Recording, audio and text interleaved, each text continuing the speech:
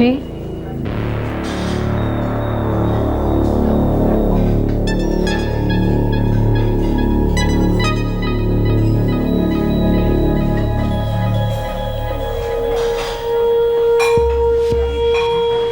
काफी बेसब्र है आप। एक ड्रिंक तो हो जाए मिस्टर, तो बातें, कम से कम इंट्रोडक्शन तो हो जाए।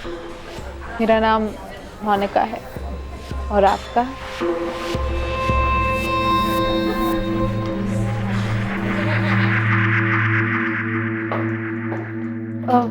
मैं मिस्टर राहुल मल्होत्रा की गेस्ट हूँ, रूम नंबर 203। वो मुझे एक्सपेक्ट कर रहे हैं। आपका नाम madam? Monika.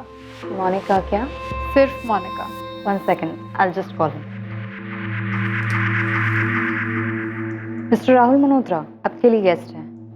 Miss Monika. Yes sir. Room number 203, second floor. Thanks.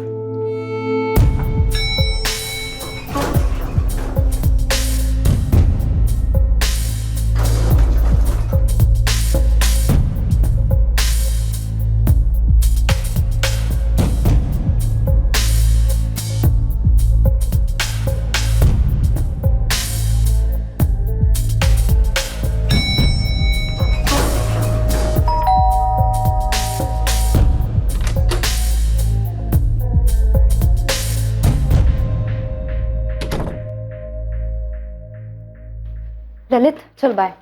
हाँ सुन हिंदा, ये एक नए गेस्ट ने चेक इन किया है ना, राहुल मल्होत्रा फ्रॉम सूरत। हाँ, चेक इन के बाद एक फीमेल गई थी उसके रूम में, गेस्ट। तो इसमें नया क्या है? चल बाय। चल बाय।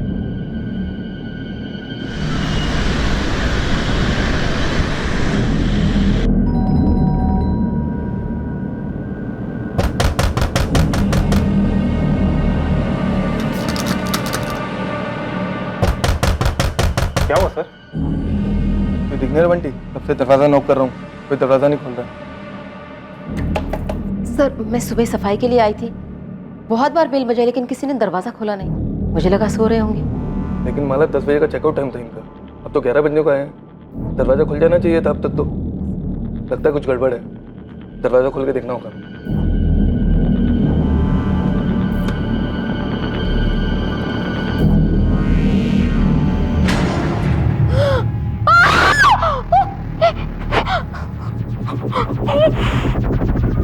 Sir, CCTV footage.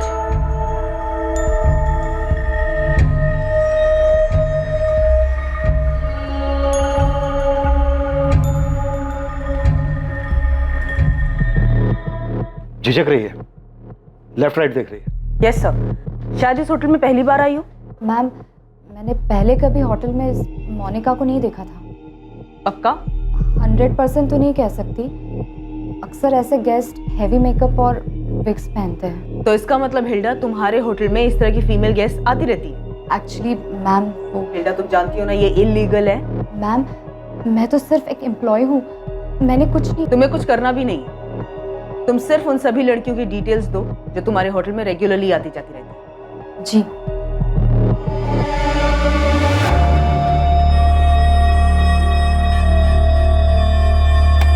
सही आदमी थ्रू आउट नीचे अपने फोन की तरफ देख रहा है, सीसीटीवी अवॉइड कर रहा है। आईडी क्या दी थी इसने रिसेप्शन पे?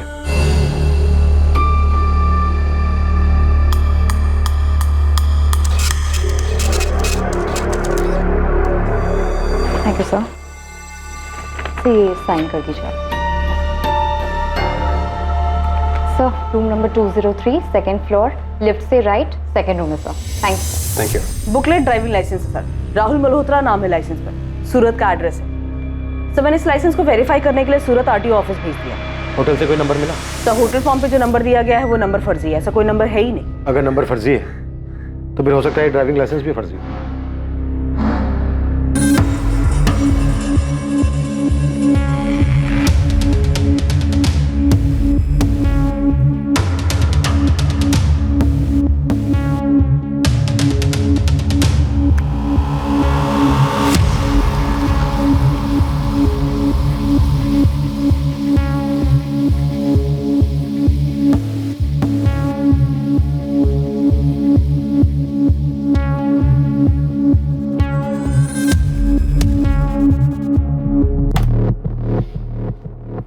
आदमी ने चेक इन किया, फिर अपने रूम में गया। उसके थोड़ी देर बाद वो होटल बार में गया, वहां वो औरत उसे मिली। उसके थोड़ी देर बाद वो वापस अपने रूम में आया और उसके 10 मिनट बाद वो औरत उसके रूम में गई। हाँ सर, और उसके बाद अगले दिन। हाँ मैम, पूरे वक्त नीचे सेल फोन की तरफ देखकर बात कर रहा था। मैडम वाकई में मैंने उसका फेस ठीक से नहीं देखा। ललित, हमने सीसीटीवी फुटेज देखा है और उसमें साफ साफ दिखाई दे रहा है कि तुम्हारे और इस राहुल मल्होत्रा के बीच में बातचीत हुई है। क्या बात हुई थी?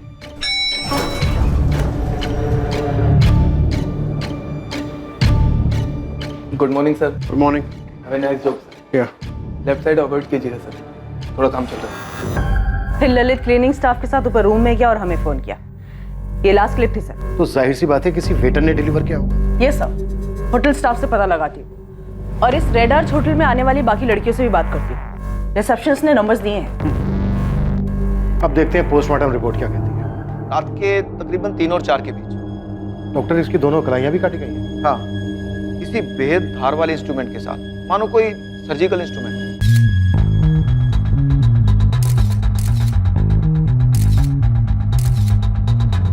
डॉक्टर, क्या कातिल का मेडिकल बैकग्राउंड हो सकता है? पॉसिबल है, पर यह हत्यारा निहायती विकृत इंसान है।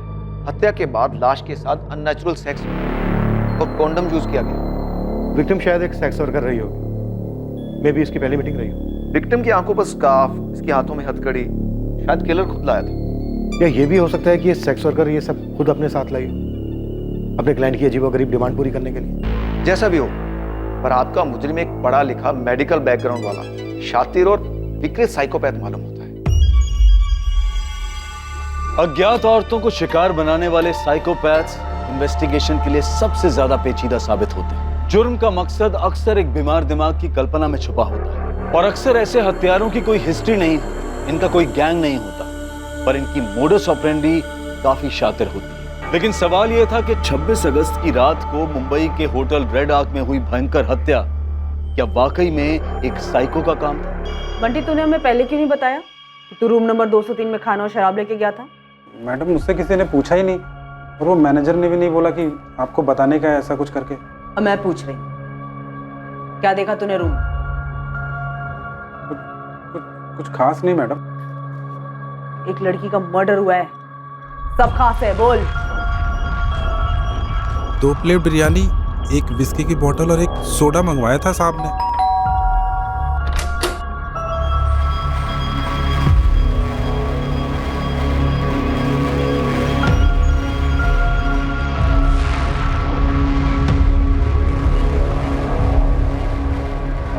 मैडम, और कुछ लगेगा?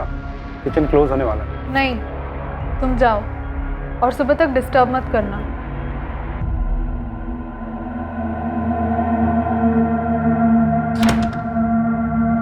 सुना तुमने? जी मैडम।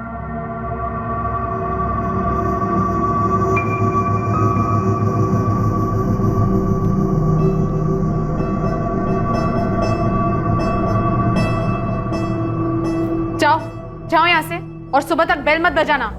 उस मैडम ने मुझे 200 रुपये टिप दिए और बोला कुछ चाहिए होगा तो बताएंगी।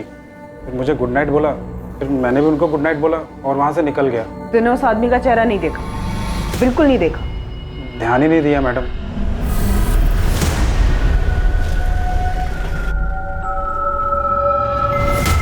सर, फोटो में तो खाली दाढ़ी दाढ़ी दिख रही है, इसका चेहरा तो दिख ही नहीं रहा। वो तो मुझे दिखाएगा जी। हम साइको हिस्ट्री शीटर खंगाल रहे हैं। तू पता कर शहर में कोई नया सिरफरा आया क्या? जी सर। स्कैल्पेल,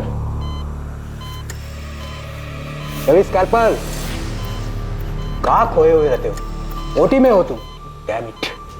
सॉरी डॉक्टर, हम तहकीकात कर रहे हैं। जैसे कुछ पता चलेगा मैं तुम्हें फोन कर दूंगा। ऐसे बार बार आने की जरूरत नहीं है तुम। आपने मेरे दीदी के हस्बैंड से बात की? हम काम कर रहे हैं मनसुख। क्या काम कर रहे हैं? मैं कब से आपसे बोल रहा हूं कि उनके हस्बैंड से पूछताछ कीजिए। आप बता क्यों नहीं रहे हैं कि आपने बात की है या नहीं की? मुझे याद है इसका चेहरा। नई थी, पहले से यहाँ कभी देखा नहीं, हमारे ग्रुप की नहीं थी। तुमने ऐसे किसी आदमी को होटल में नोटिस किया था क्या, जिसने हुडी पहनी थी?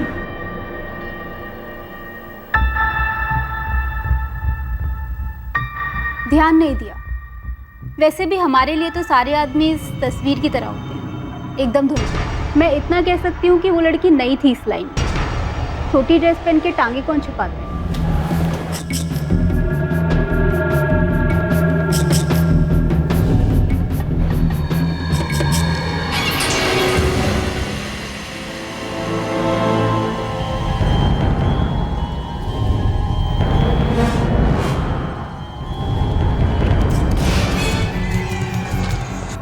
Hilda, yes ma'am.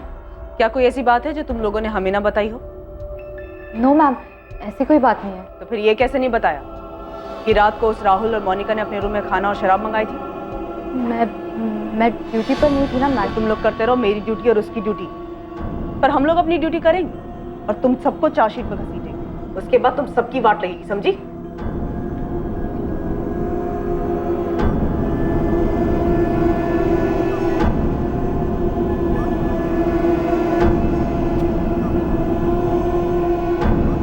कहना चाहती हूँ? नहीं मैडम। हाँ हाँ मैडम, मैं कुछ कहना चाहती हूँ।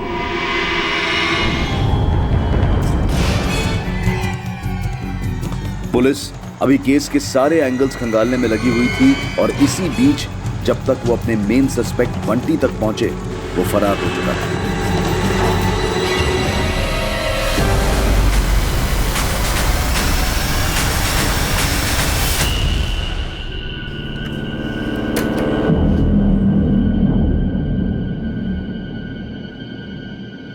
ये बंटी कहाँ गया है? मालूम नहीं मैडम, एक बैग भर के गया है कुछ 20 मिनट पहले। क्यों, क्या हुआ मैडम? सर, वेटर बंटी की खोली से उसके फोन का इंस्ट्रूमेंट मिला। सिम वो लेके गया है जो कि अभी भी ऑफ है। बाकी उसके यहाँ से कुछ भी नहीं मिला सर। माला तुम बोलो। सर वो बंटी बहुत बेकार था सर, गंदा लड़का।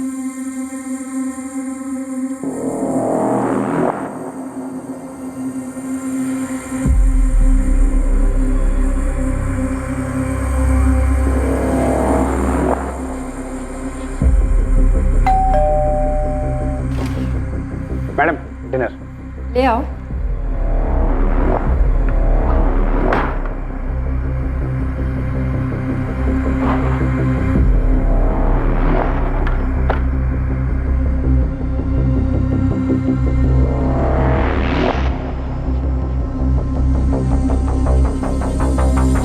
सर एक बार तो वो पकड़ा भी गया था और हमारे मैनेजर से अच्छी खासी डांट पड़ी थी उसको, लेकिन कुत्ते की दुम नहीं सुधरा वो। बंटी ने उस रात भी कुछ किया था माला?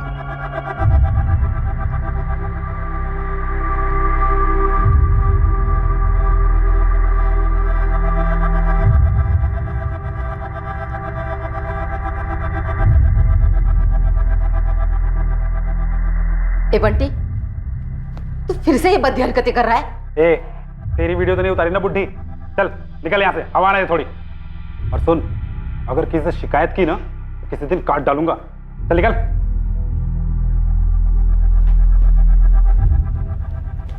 माला तुम्हें लगता है बंटी ने रूम नंबर 203 में भी वीडियो बनाया था? सर निकला तो वहीं से था वो। Madam dinner. सर जब मैंने बंटी से क्वेश्चन किया तो जाहिर सी बात है उसने नहीं बताया अपनी इस लत के बारे में, और शायद कल रात को जब मैं माला से बात कर रही थी होटल में तब उसने देख लिया हो और भाग निकला। और तुम कह रही हो कि होटल वालों के पास उसका सही एड्रेस तक नहीं है? यस सर, नहीं है। यहाँ वहां से पूछ के मैंने उसका एड्रेस निकलवाया, तब तक काफी देर हो गई। दोनों रिसेप्शनिस्ट, मैनेजर, सारा स्टाफ सबकी जम के क्लास लेके होटल चला रहे हैं, मजाक कर रहे हैं क्या? फिर मिले हुए हैं सबके सब। रेड आर्क होटल के पूरे स्टाफ से कड़ी पूछताछ की गई, पर किसी भी स्टाफ के पास वेटर बंटी की कोई जानकारी नहीं मिल पाई।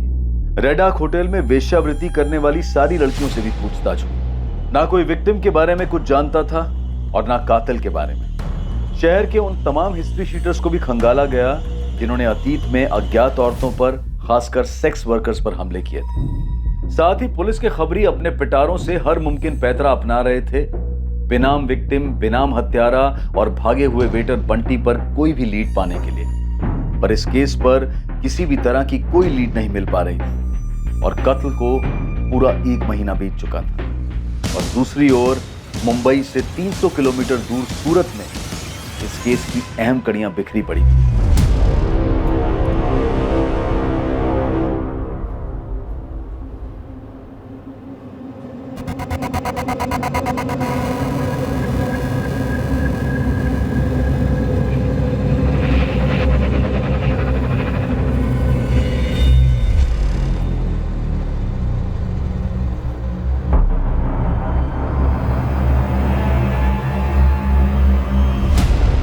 ड्राइविंग लाइसेंस पे सूरत का एड्रेस है।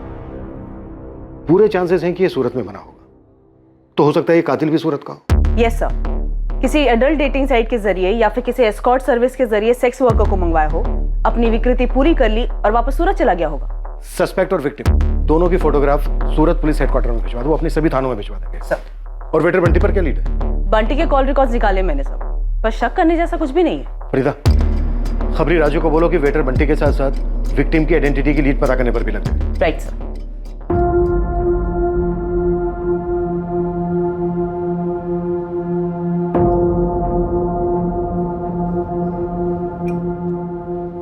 पूरा 1 महीना हो गया मनसुख, पुलिस तेरी दीदी का पता नहीं लगा पाई है। पुलिस कह रही है कि प्रफुल्ल जीजा जी से पूछताछ की।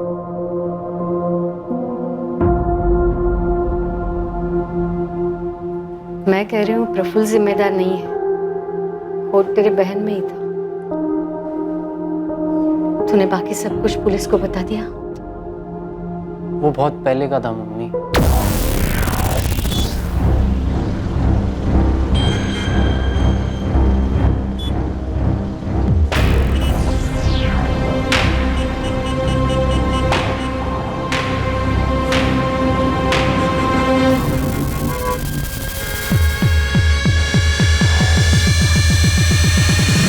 राहुल इंद्र मल्होत्रा की लाइसेंस कॉपी की डिटेल के बारे में जानना था मुझे।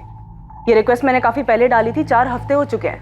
हाँ, वो 2002 के पहले का रजिस्ट्रेशन है ना, बुकलेट लाइसेंस, इसलिए ऑनलाइन नहीं मिला मैडम। हजारों फाइलों में से ढूंढकर हमने इसे निकाला है, इसलिए थोड़ा वक्त लगा। इस राहुल इंद्र मल्होत्रा ने जो एड्रेस डाला है 13/9 केसरबाग, इस एड्रेस पे हरिओम रावल रहता है, जिसके नाम पे ये लाइसेंस 17 साल पहले बना था।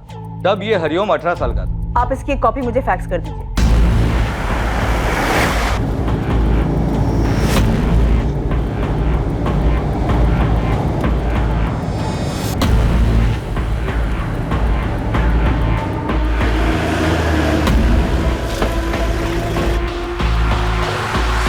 नमस्ते मैडम, मैं मन्नू। वो राजू खबरी ने आपकी हेल्प करने के लिए भेजा है। राजू ने पूरा केस समझा दिया ना? हाँ madam, A to Z। Madam, ये दाढ़ी वाले की फोटो मैंने मेरे लड़के लोग में बांट दी है। चल आजा, बैठ जा, आजा। उस दाढ़ी वाले का नकली एड्रेस मिल गया है, केसरबाग पास में ही है सर। भाई साहब, आगे से एक लेफ्ट आएगा, वहां से सीधा सीधा।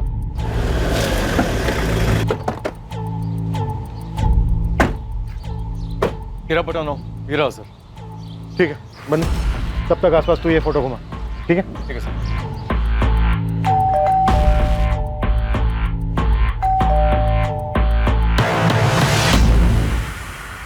जी, हरिओम रावल।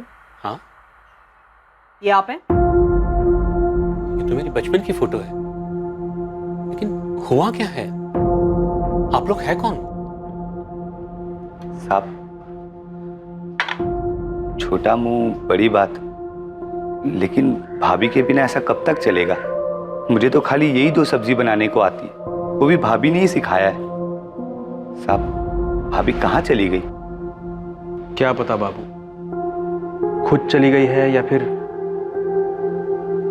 सोचता हूं तो मेरा दिमाग सुन पड़ जाता है।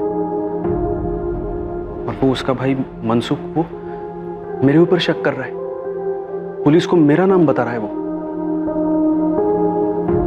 छोड़, ये ले जाओ, मैं दुकान जा रहा हूं।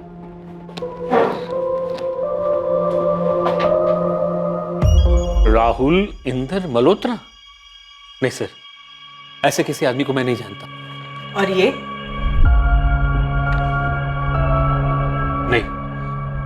नहीं मैम, नहीं जानता हूं मैडम इसे। वैसे ये तस्वीर इतनी साफ भी नहीं कि मैं अच्छी तरह पहचान सकूं इसे। हरिओम, अच्छे से याद करके बताओ, आपने अपना ड्राइविंग लाइसेंस किसी के हाथ में दिया? किसी बैंक में, किसी हॉस्पिटल में, या फिर किसी फॉर्म के साथ? नहीं सर। सर वैसे ये इंदर मल्होत्रा है कौन जिसने मेरे लाइसेंस से फर्जी लाइसेंस बनवाया? ये वही है जिसने मुंबई में एक बहुत ही क्रूरता से हत्या की। क्या?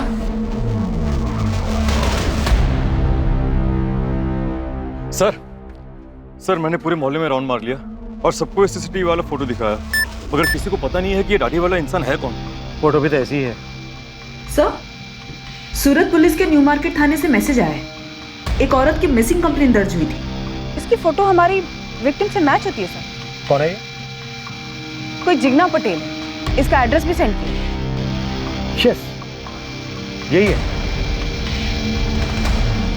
कातिल की खोज में सूरत आई पुलिस को आखिरकार विक्टिम का पता मिल गया था। क्या अब कातिल का पता चलने वाला था? क्या कातिल वाकई में कोई साइकोपैथ था या फिर इस केस की हकीकत कुछ और ही थी? ये जिग्ना है हमारी दीदी। ये मुंबई में क्या कर रही हैं? पिछले 1 महीने से गायब है। मैंने यहाँ पे कंप्लेंट लिखवाई थी और वो लोग बोल रहे हैं कि तलाश जारी है। आपको मिली क्या दीदी? बताइए।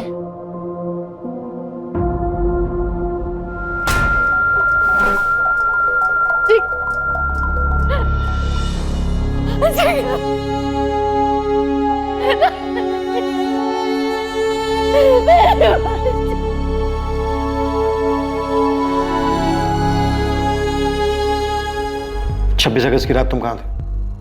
यही था सर, सूरत में अपने घर में। मनसुख का कहना है कि 2 महीने पहले, यानी कत्ल के 1 महीना पहले, जिग्ना तुम्हारे साथ लड़के अपने मैके चली गई थी। झगड़ा किस बात पे हुआ था? शादी के बाद पहले 2-3 महीने सब ठीक चल रहा था, लेकिन अचानक से जिग्ना बदल सी गई थी। क्या बात है? तुम ही बताओ जिग्ना, क्या बात है? इस वक्त क्या चल रहा है तुम्हारे दिमाग में? बिना सोच के बताओ तुरंत। मैं ये सोच रही थी, तुम मुझे ऐसे घूर क्यों रहे हो?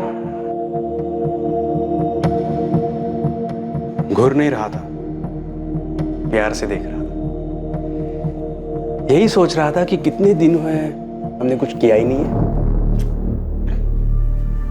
मेरे छूने से तुम्हें घिन आती है? ड्रामा मत करो, मेरे सर में दर्द है। सर में दर्द? पिछले 3 महीने से सर में दर्द है तुम्हारे। नहीं है मूड मेरा। लेकिन क्यों? अभी अभी शादी हुई है ना हमारी। शादी हो गई है तो क्या लाइसेंस मिल गया है? खरीद लिया है मुझे कि जब चाहो मजे कर लो?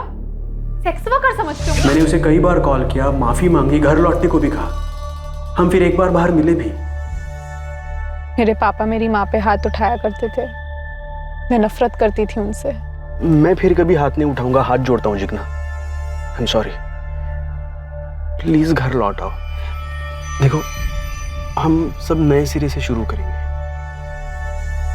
लेकिन उससे पहले मुझे तुमसे एक जरूरी बात कहनी है। तो घर आके भी कह सकती हो ना। आज ही लौट आओ प्लीज। नहीं, मुझे थोड़ा वक्त चाहिए, और सही वक्त आने पर मैं तुम्हें वो बात भी बताऊंगी। जिग्ना ने तुमसे कहा कि उसे तुमसे कोई जरूरी बात कहनी है। क्या बात थी वो जो वो तुमसे कहना चाहती थी? वो बात कभी हुई ही नहीं सर। उस दिन वो हमारी आखिरी मुलाकात थी। फिर 28 अगस्त को मनसुख का मुझे कॉल आया। बोल मनसुख। नहीं, तेरी दीदी तो घर नहीं आई। बात क्या है? क्या? परसों जिग्ना ये कहकर गई थी कि वो मेरे घर आ रही है। जिग्ना का भाई मनसुख तो यही कह रहा है। ऐसे कैसे हो सकता है सर? उसने मुझे फोन तक नहीं किया। सर, जब दीदी इनसे लड़कर आई थी तो घर में काफी हंगामा हुआ था। अरे एक थप्पड़ मारा तो कौन सा पहाड़ टूट पड़ा? ये तुम कह रही हो मम्मी? पूरी जिंदगी पिटने के बाद? बकवास मत कर। वो तेरे और मेरे पापा के बीच की बात, समझी? कम से कम तेरे जैसे मुंह तो काला नहीं किया ना। मैंने कुछ गलत नहीं किया है रवि के साथ। तो क्या रवि के बारे में प्रफुल्ल को बताया या मैं बताऊं? अरे नहीं मम्मी, तुम क्यों बीच में पड़ रही हो? प्रफुल्ल जीजा जी को दीदी पे हाथ नहीं उठाना चाहिए था। दीदी ने कुछ गलत नहीं किया है। गलत किया है। शादी के पहले ही रवि के बारे में प्रफुल्ल को बताना चाहिए था, और अब तो बताना ही चाहिए जब वो लौट आया। ये रवि कौन है? वो सर, शादी से काफी पहले की बात थी। दीदी इस रवि को लेकर सीरियस थी और बाद में उनका ब्रेकअप हो गया था। क्या? जिग्ना ने मुझे कुछ बताया क्यों नहीं? और ना ही तुम लोगों ने? बताने वाली बात ही नहीं थी। लेकिन तुमने अभी भी बताया कि तुम्हारी माँ ने कहा था कि रवि लौट आया है। तो क्या रवि और जिग्ना फिर से मिलने लगे थे? नहीं सर, ऐसा कुछ नहीं था।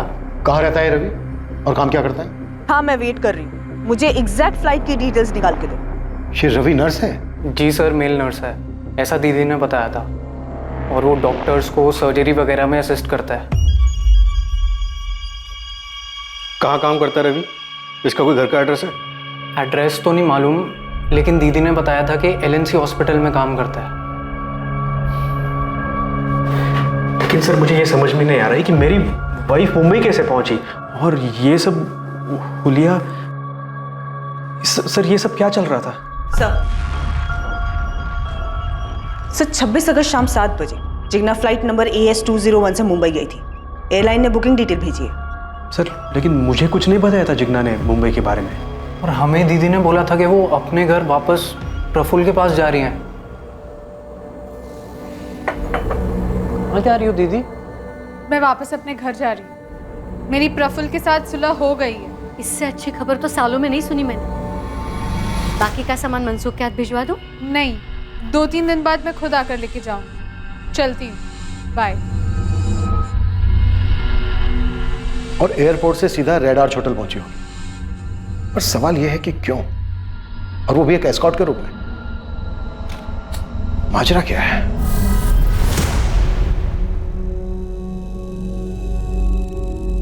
केस के पत्ते अब खुलने लगे थे और छिपे कई राज बाहर आने लगे थे, लेकिन अब भी ऐसे कई सवाल थे जिनके जवाब मिलने बाकी थे। जिग्ना और उसके एक्स बॉयफ्रेंड रवि देसाई के बीच में आखिर क्या चल रहा था? जिग्ना बिना किसी को बताए मुंबई क्यों गई थी? और क्या जिग्ना की हत्या के पीछे रवि का हाथ था, या फिर इस हत्या के पीछे कोई और ही कहानी थी जो अब तक राज बनी हुई थी? क्या बकवास कर रहे हैं? मैं जिग्ना को क्यों मारूंगा? मैं प्यार करता था उससे। सुबह 8 बजे उसने एक सर्जरी करनी थी और सुबह 4 बजे ही हमें घर कमरे ठेके से। मैं अपनी शिफ्ट कैंसिल करने वाला था। इतना पीकर बिना सोए सर्जरी में जाऊंगा, इतना बड़ा बेवकूफ नहीं हूं मैं। बेवकूफ नहीं है तू, बल्कि बेहद शातिर है।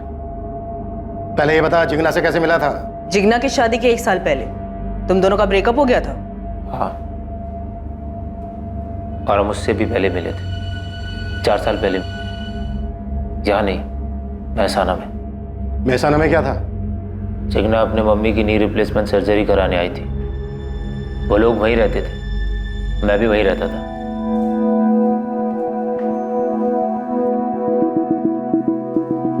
फर्स्ट क्लास गई सर्जरी। अब आपकी मॉम फुटबॉल खेल सकती है। बस वो ठीक से चल फिर सके, वही बहुत है। एक बात कहूँ, बुरा तो नहीं मानेंगे? कहिए। ये अर्थराइटिस विरासत में मिलता है। आप अभी से केयर लो, कैल्शियम लो, वॉक पे जाओ, ख्याल रखो अपना। मैं भी अपनी मॉम को रोज सुबह लेके जाता हूँ वॉक पे। That's so sweet. Ravi, Jigna, 3 साल हमारा रिश्ता रहा, सीरियस था। तो फिर टूटा क्यों? जिग्ना के बाबूजी की डेथ हो गई थी।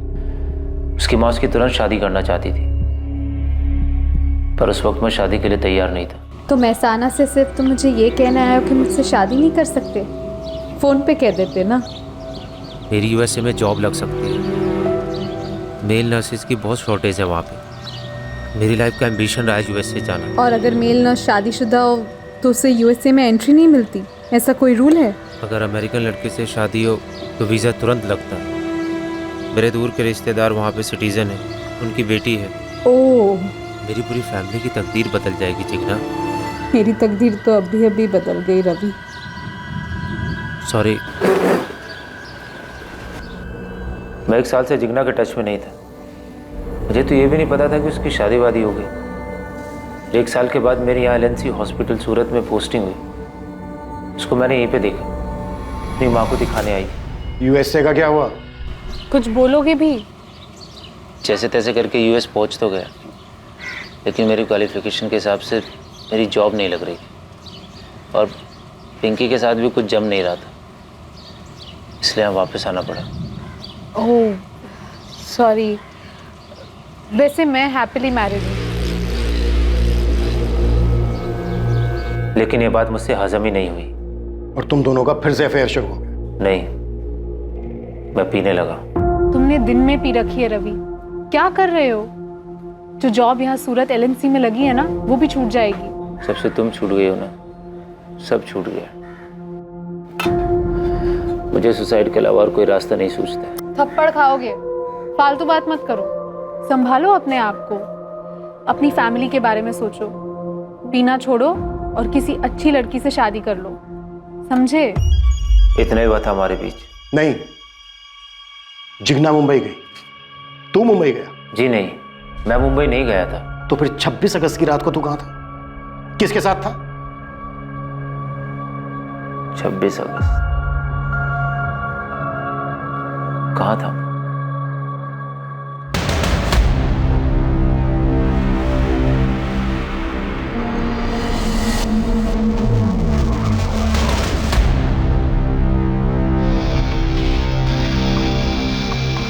हाँ मैम, ये दोनों तो मुझे अच्छी तरह से याद है।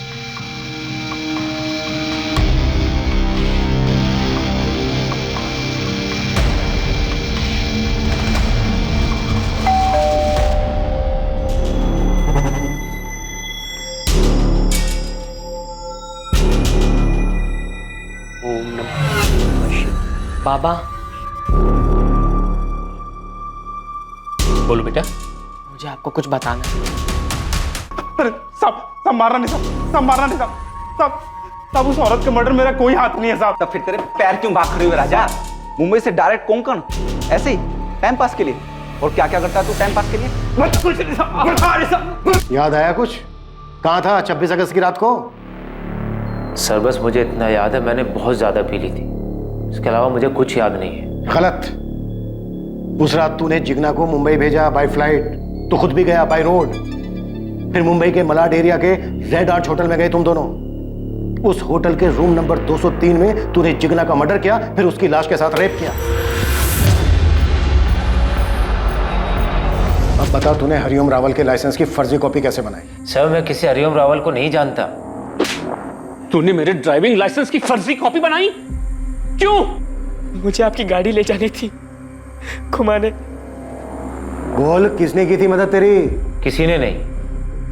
कि जिग्ना का मुंबई में एस्कॉर्ट बनने का क्या माजरा था?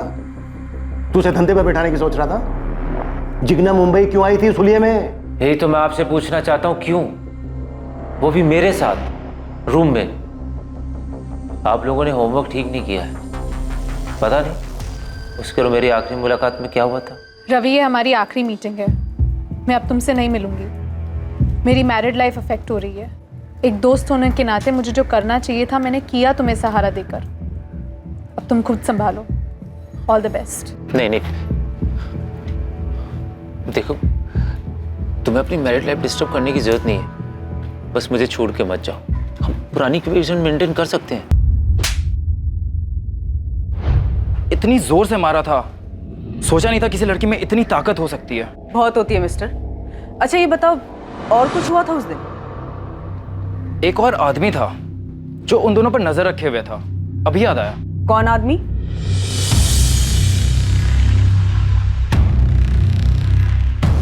यही था। हेलो हेलो मैडम, मुझे आपको कुछ बताना है। दरअसल मेरा लाइसेंस मिसयूज हुआ है। मेरे अपने बेटे ने मेरी लाइसेंस की कॉपी बनाई थी फर्जी, जाली लाइसेंस बनाने के लिए। कहाँ से बनवाई थी? उसकी स्कूल के पास कोई दुकान है, प्रफुल्ल स्टेशनरी। सब मार में साहब, मैं सब सच बताता हूँ साहब। सब बता, क्या हुआ तो साहब को? ये क्या कह रहे हो सर? से वो साहब, इस बंटी ने कत्ल की रात 203 का वीडियो बनाया था, मेरे हाथ में इस वक्त।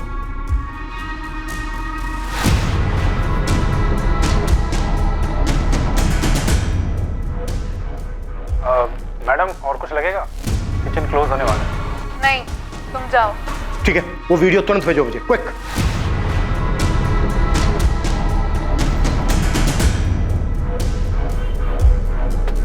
मैडम स्कैल्पेल तो ये भी बेचता है। प्रफुल्ल पटेल, तुम बच्चों की किताबें बेचने के अलावा फोटोकॉपी भी करते हो, बायोलॉजी बॉक्स भी बेचते हैं जिसमें स्कैल्पेल भी होता है।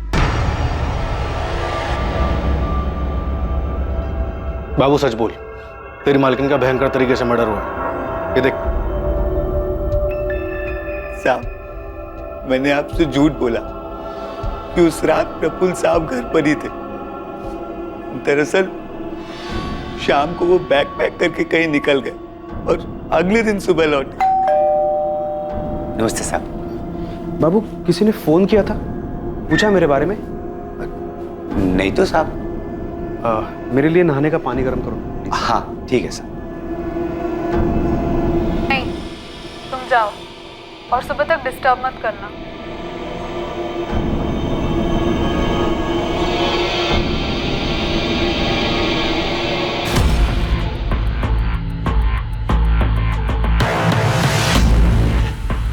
घूमो प्रफुल्ल।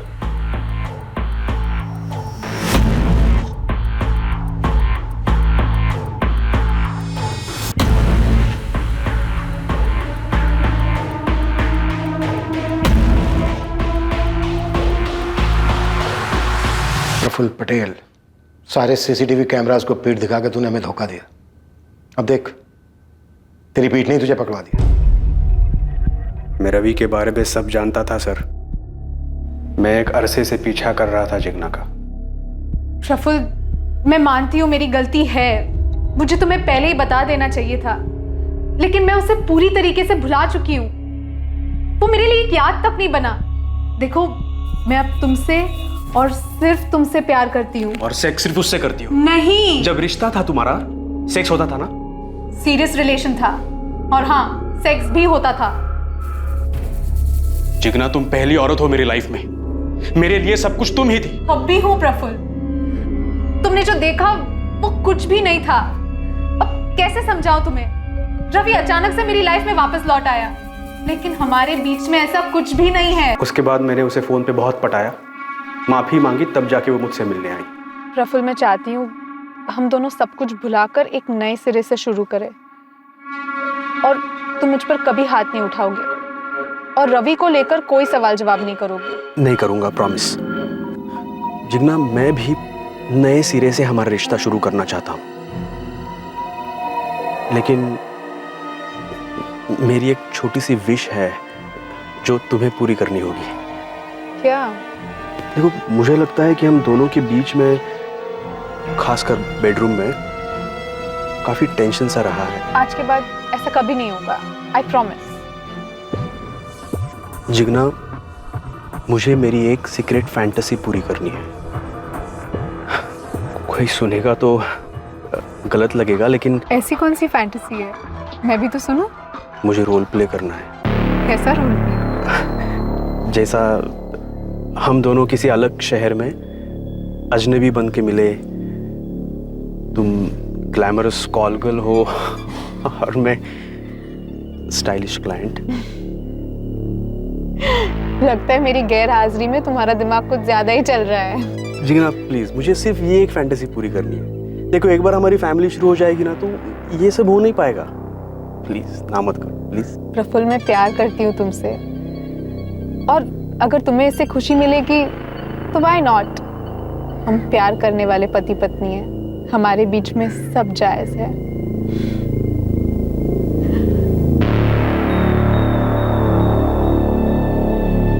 हमने तय किया था कि हम किसी को नहीं बताएंगे कि हम मुंबई जा रहे हैं। प्लान के हिसाब से जिग्ना फ्लाइट से मुंबई पहुंच गई। मैंने उसे होटल का नाम बता रखा था, और मैंने हरिओम रावल की ड्राइविंग लाइसेंस की फर्जी कॉपी बना रखी थी। जिग्ना फ्लाइट से पहले पहुंच गई, और मैं बाय रोड राहुल मल्होत्रा बनकर पहुंचा। राहुल मल्होत्रा ने होटल रेड आर्च में अपनी आईडी दिखाकर रूम नंबर 203 बुक किया, और होटल के बार में राहुल टॉप की कॉल गर्ल मोनिका से मिला। डील हुई पूरी रात की। रूम में भी बड़ी चालाकी से राहुल ने अपना चेहरा छुपाया।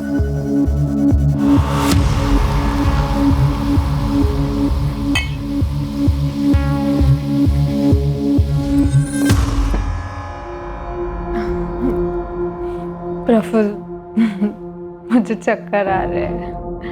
अब ये रोल प्ले बंद करते हैं ना, प्लीज, और आगे कुछ करते हैं।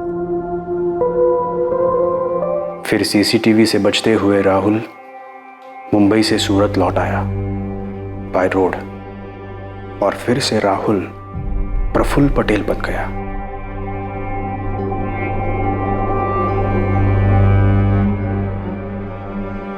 प्रफुल्ल, तुझे अभी भी यकीन नहीं कि शादी के बाद जिग्ना का राहुल के साथ कोई गलत संबंध नहीं था? नहीं।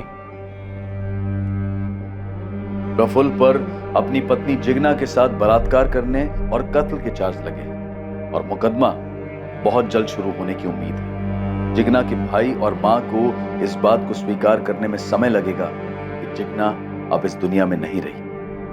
और दूसरी तरफ रवि अपनी जिंदगी को यादों के शिकंजे से छुड़ाकर पटरी पर लाने की कोशिश में है। साथ ही वो अपनी शराब की लत को छुड़वाने का इलाज करवा रहा है। पर शक की लत का कोई इलाज नहीं। इससे बचने का शायद सबसे अच्छा तरीका यही है कि इस भयंकर रोग को अपने दिमाग में घर बनाने ही ना दिया जाए। लेकिन कहना जितना आसान है, करना उतना ही मुश्किल है। कोई भी इंसान इस शक करने की बीमारी का शिकार हो सकता है और अपने अपने तरीके से उससे निपटता भी है। पर निपटने का कोई एक फॉर्मूला नहीं है। लेकिन इतना जरूर है कि जब शक का मारा कोई इंसान एक क्रिमिनल कदम उठाने की सोचता है तो एक बार उसे उस आवेश भरी अवस्था से बाहर निकलकर ठंडे दिमाग से सोचना चाहिए। सोचना चाहिए कि इस भयंकर कदम का अंजाम कितना भयंकर होगा, क्योंकि किसी भी सूरत में आप कानून के साथ आंख में चोली नहीं खेल सकते। देखते हैं हमारे आज के एपिसोड की दूसरी कहानी। मम्मी मैं खेलने जा रहा हूँ। ठीक है, लेकिन 6 बजे तक घर आ जाना, देर मत करना। हाँ मम्मी, सवाल ही नहीं उठता। वैसे भी दादा ने कॉमिक जो लाने वाले। हाँ, 6 बजे तक कॉमिक्स आ जाएंगे और नाश्ता भी तैयार हो जाएगा। और हाँ, आलोक चाचू भी आ रहे हैं तुम्हें होमवर्क करवाने के लिए, इसलिए 6 बजे से देर मत करना और जल्दी घर आ जाना। अब मम्मी मैं जाऊँ, वरना मेरी बैटिंग मिस हो जाएगी। हाँ तो जाना, लेकिन 6 बजे से पहले। हाँ मम्मी 6 बजे। बच्चे जब खेलने के लिए निकलते हैं तो वो जोश और उत्साह से भरे हुए होते हैं, मानो उनके पैरों में पंख लगे हुए हैं। ना गुजरे कल का गम, ना आने वाले कल की फिक्र। वो सिर्फ आज में जीते हैं। वो अभी क्या खेलेंगे सिर्फ इसके बारे में सोचते हैं।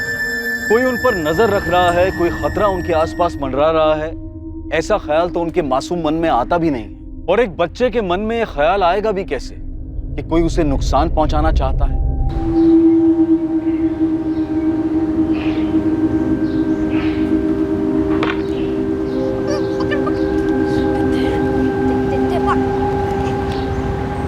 चल रवि, इस बार हम दोनों एक टीम में। नहीं यार गोलू, मुझे जाना है। अरे बाप रे, 6:15 हो गए। चल यार मैं चलता हूँ। अरे अभी शाम होने में टाइम है रवि, चल एक और एक मैच खेल लेते हैं ना। हाँ यार, हम लोग रोज तो 7 बजे तक खेलते हैं। हाँ। नहीं यार, आज मेरे को जाना है। मम्मी को बोल के 6 बजे तक आऊंगा। अभी 6:15 हो गए। चल यार मैं चलता हूँ। बोलू तो मेरा बैट ले जाना। अपनी माँ से किए वादे के अनुसार रवि 6:15 बजे ही खेलना छोड़कर घर के लिए निकल गया था। खेल का मैदान रवि के घर से सिर्फ 10 मिनट की दूरी पर था, लेकिन 16 जून 2018 की उस शाम रवि घर पहुंचा ही नहीं। दादाजी आधा घंटा तो हो गया रवि को यहाँ से गए, और हमसे तो रवि ने ये कहा था कि घर जा रहा हूँ। क्यों पंकज? अब कह रहा था मम्मी ने 6 बजे तक आ जाने को कहा है। रवि अभी तक घर नहीं लौटा, कहाँ जा सकता है?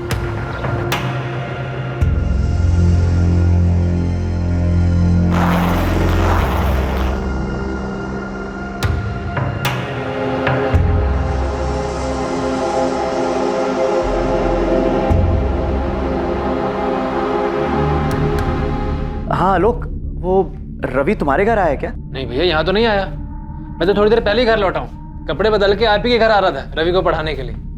क्यों, क्या बात है? अरे वो रवि रोज की तरह शाम को घर से बाहर खेलने के लिए निकला था, अब तक घर नहीं लौटा है। भैया आप टेंशन मत लीजिए, कहीं कॉलोनी में कहीं होगा या आसपास की बिल्डिंग में कहीं गया होगा।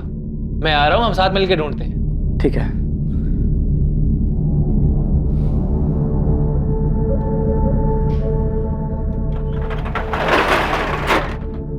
हाँ सागर भैया, हम निकल रहे हैं अभी। आसपास की सभी बिल्डिंगों में ढूंढेंगे।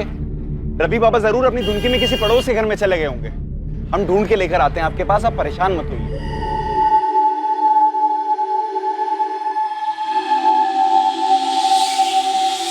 हर्ष मुझे बहुत डर लग रहा है। रिया डरो मत। ऐसे कैसे नहीं डरूं? अगर तुम चले गए और सागर भैया ने आके मुझसे कुछ पूछ लिया तो मैं क्या बोलूंगी? रिया कोई तुमसे कुछ नहीं पूछेगा, घबराओ मत। और सुनो, मैं तुम्हें फोन करूंगा, तुम मत करना। रिया इतना मत सोच, कुछ नहीं होगा। ठीक है, अभी मैं निकलता हूँ, ध्यान रखना अपना।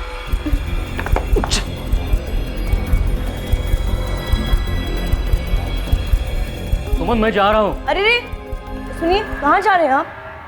अरे तुमने सुना तो सही, वहां नीचे 202 में रवि मिल नहीं रहा है, जाके देखना तो चाहिए। आपने सागर और विद्या बेचारे वहां पे? उन पे तरस खाने जाएंगे ना तो उल्टा वो हम पे बरसेंगे। रहने दीजिए आप। देखो सुमन, ऐसा कुछ नहीं होगा।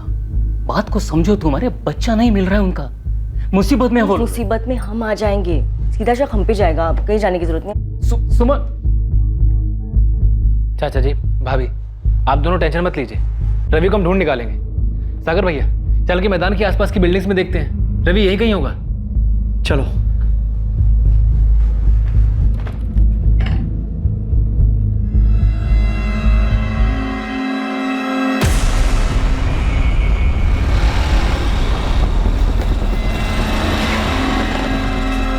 अरे हर्ष भैया, कहाँ जा रहे इतनी रात को? वो भी इतना बड़ा बैग लिए? अरे प्रशांत, वो अचानक ऑफिस से काम आ गया तो बाहर जा रहा हूँ। 2-3 दिन में आ जाऊंगा। आपने रवि को देखा क्या? रवि? नहीं, क्यों, क्या हुआ? मिल नहीं रहा है शाम से। मिल जाएगा, यहीं कहीं होगा, ढूंढ लेंगे हम लोग। चलिए।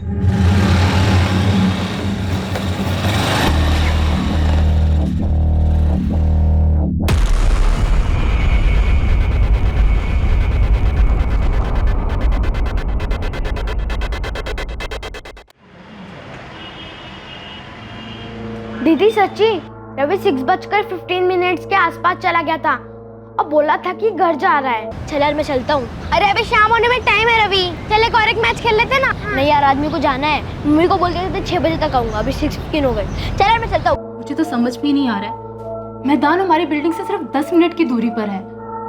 डेली हमारे बच्चे वहाँ पर खेलने जाते हैं। देखिए रवि कल शाम से गायब है और ये जो कुछ भी हुआ है ये मैदान और इस बिल्डिंग के बीच के रास्ते में हुआ है। सागर जी, हमारी टीम कल रात से आपकी और आसपास की सभी बिल्डिंग्स को खंगाल रही है, लेकिन रवि के बारे में अभी तक कुछ पता नहीं चला।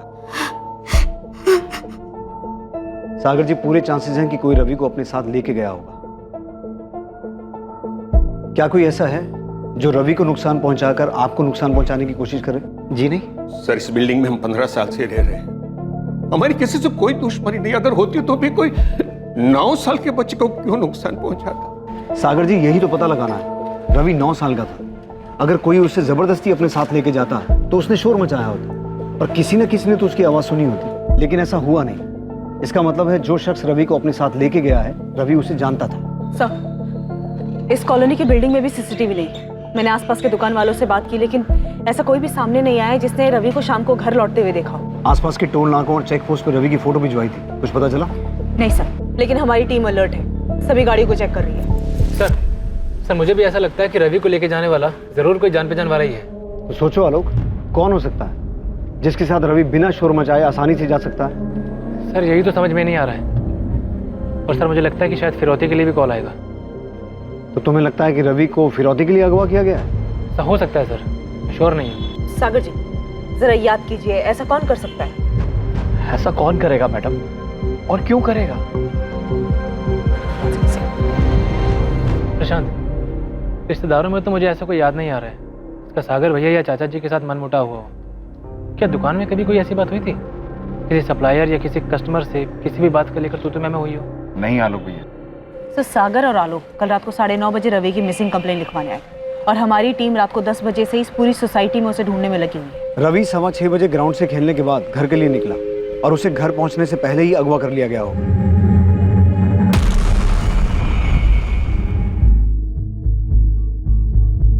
हमारी इन्वेस्टिगेशन 10 बजे शुरू हुई, यानी कि किडनैपर के पास 3.5 घंटे का टाइम था और अभी 12 घंटे बीत गए, लेकिन फिरौती का कोई कॉल नहीं आया। आपका शक सही लग रहा है, ये काम किसी जान पहचान के आदमी का है। कोई ऐसा शख्स जिस पर रवि को पूरी तरह से भरोसा था। ये किडनैपिंग किसी निजी दुश्मनी का बदला निकालने के लिए की गई है।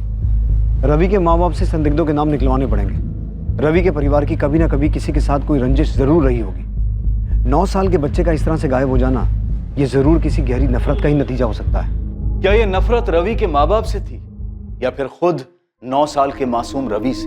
क्या वजह थी इस नफरत की जिसकी कीमत रवि को चुकानी पड़ रही थी? सवालों का सिलसिला तो अभी शुरू ही हुआ था। सागर, 2 दिन हो चुके हैं, तुम्हारा और तुम्हारी पत्नी का फोन टैप हो रहा है, फिरौती का कोई कॉल नहीं आया अभी तक। देखो, मैं अपने तजुर्बे से बोल रहा हूँ, ये किडनैपिंग का केस नहीं है, बात कुछ और है। हम नहीं जानते सर, सच में नहीं जानते हम।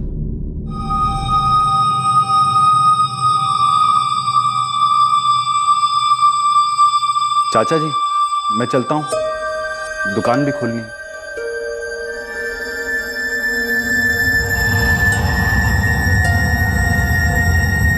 सर, उस मालती विहार कॉलोनी के आसपास के सारे ऑटो रिक्शा छान मारे, सभी दुकानों में भी देखा, पर कहीं कोई लीड नहीं मिल रहा। सर, कहीं ऐसा तो नहीं कि बच्चा सोसाइटी में गया हो और वहीं अंदर कहीं कुछ हुआ हो? होने का तो कुछ भी हो सकता है उस्मान, इसलिए अंदर बाहर सब जगह ढूंढ रहे हैं। कॉलोनी में 2 बिल्डिंग्स हैं, 70 से ज़्यादा फ्लैट हैं, इसलिए टाइम रहते हर एक घर को छानना बहुत मुश्किल है। तो एक काम कर, किसी भी तरह से ये पता लगा कि कॉलोनी में किन लोगों की सागर, विद्या या रवि के दादा किशन त्यागी के साथ कोई अनबन थी। बात पुरानी हो या नहीं, खोद के निकाल। कॉलोनी में सीसीटीवी नहीं है तो क्या हुआ, आंख कान तो बहुत है, किसी ने कुछ तो देखा सुना होगा। जी सर। अच्छा सुनिए, मैं विद्या से मिलने जा रही हूँ। काफी दिन हो गए, अगर खबर नहीं पूछी तो भी शक होगा। ऐसा कुछ नहीं होगा, ज्यादा सोच रही हो तुम।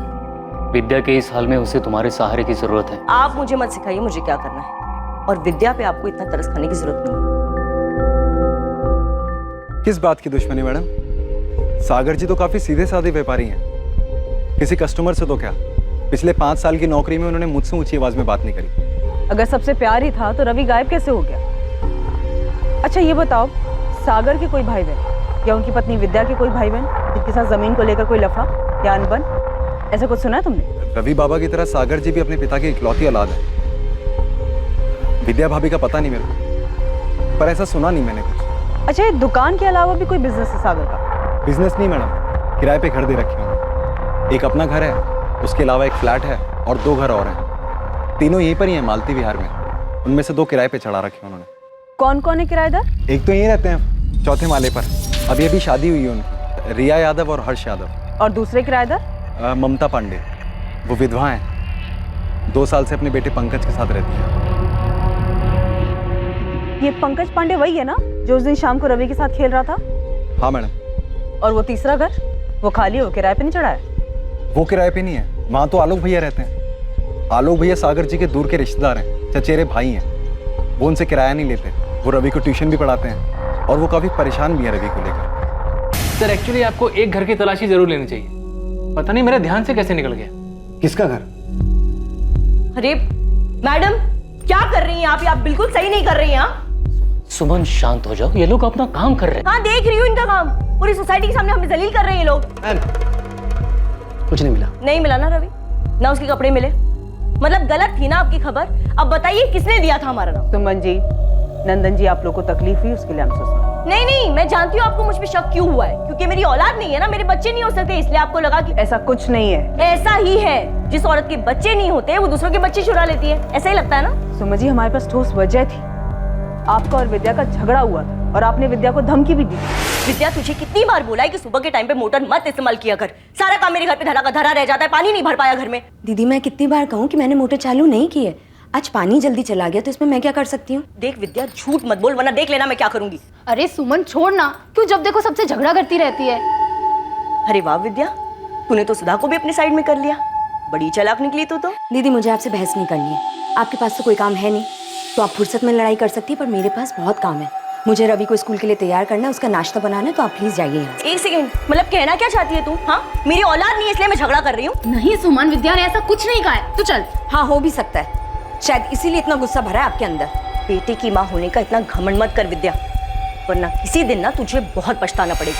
हाँ मैंने ऐसा कहा था क्योंकि मैं गुस्से में थी, विद्या ने मुझे ताना मारा था और वो भी सुधा के सामने।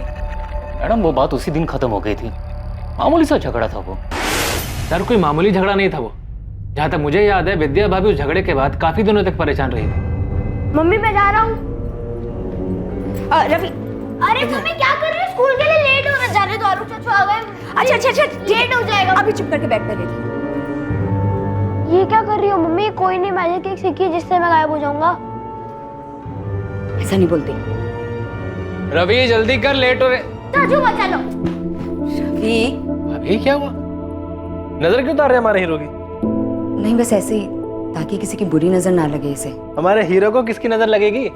मैं हूं ना इसके साथ, अब खामखा टेंशन ले रही है। Bye mummy. बाय।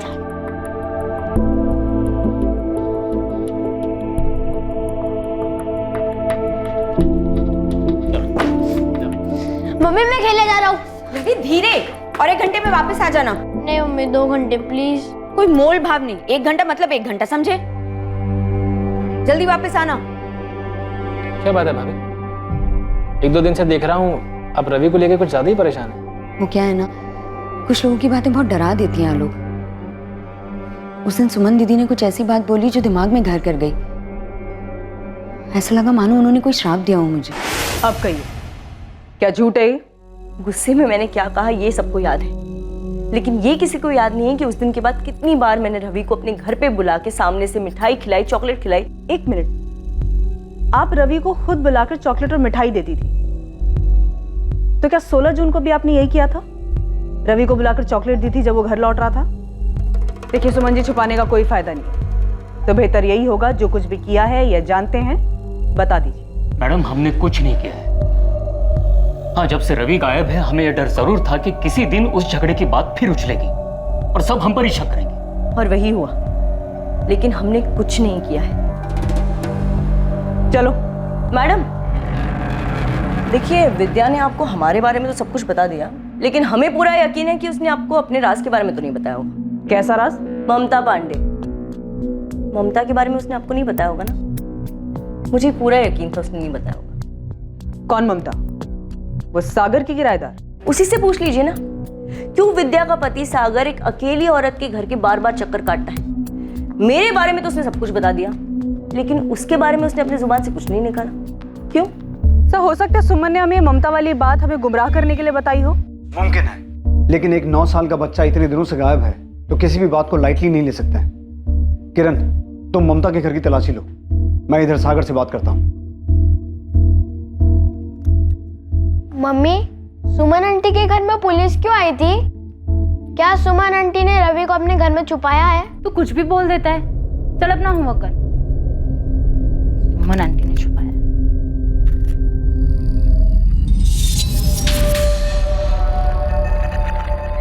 गोलू, उस दिन जब तू रवि के साथ खेल रहा था तो क्या सुमन आंटी वहां से गुजरी थी? पता नहीं मम्मी, मेरा ध्यान नहीं गया। मैं, रवि और पंकज खेलने में लगे थे। शायद पंकज ने कुछ देखा हो।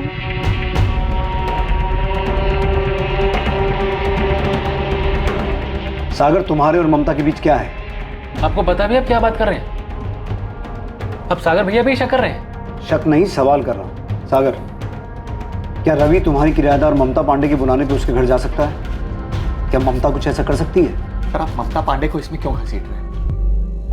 ममता क्यों रवि को गायब करेगी? हाँ, ये सच है कि मैं ममता से मिलने अक्सर उसके घर जाता हूँ, लेकिन जैसा आप सोच रहे हैं वैसा नहीं है। तो फिर कैसा है? सर, 3 साल पहले ममता पांडे के पति की डेथ हो गई थी। तब से वो बेचारी अकेले अपने बेटे पंकज की परवरिश कर रही है। मैं कभी कभी पैसों से थोड़ी बहुत उसकी मदद कर देता हूँ, उसके बेटे के साथ खेल लेता हूँ इंसानियत के नाते, बस। तुम्हारी पत्नी विद्या को तुम्हारी इस इंसानियत के बारे में पता है? जी हाँ, विद्या जानती है कि ममता हमारी किराएदार है। सागर, मेरा सवाल ध्यान से सुनो। तुम जो ममता पांडे से बार बार मिलते हो, उसे पैसे देते हो, इस बारे में तुम्हारी पत्नी विद्या को पता है?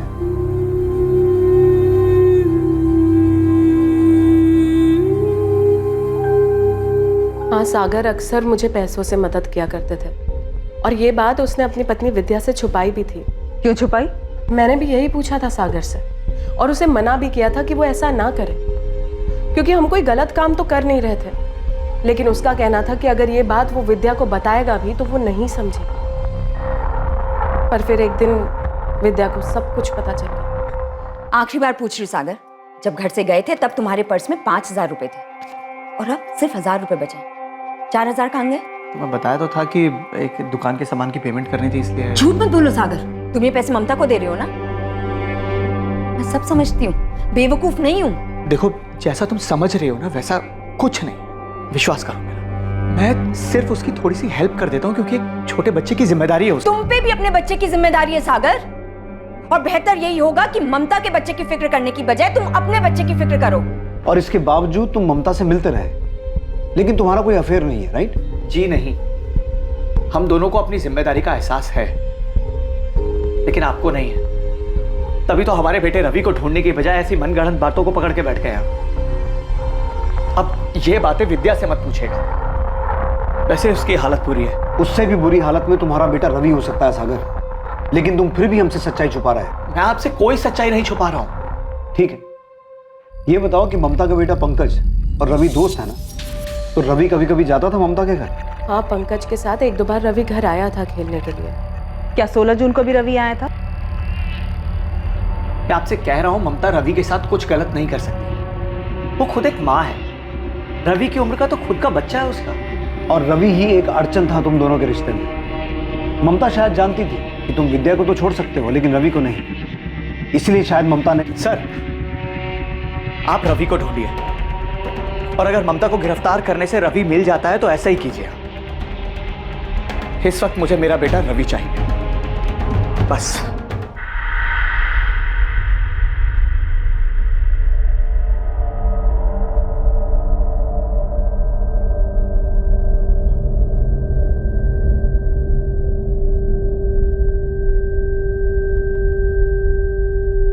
Hands up. मम्मी ने आपको कहा था ना कि ये लड्डू नानी के घर ले जाने के लिए बनाया है, तो फिर क्यों खाए? अभी उन्हें बताता हूँ। मम्मी चुप कर, मम्मी के मैसेंजर। मम्मी को कुछ नहीं बताएगा तू, ओके? ठीक है, पर उसकी फीस लगेगी। क्या चाहिए तुझे? एक पेस्ट्री, 2 चॉकलेट, और फिर आपका राज राज रहेगा। अच्छा बेटे, तेरे को पता है ना रिश्वत मांगना बुरी बात होती है। और पापा, आप भी जानते हो ना कि आप मम्मी से जो ये सब छुपा रहे हो वो सब भी बुरी बात है।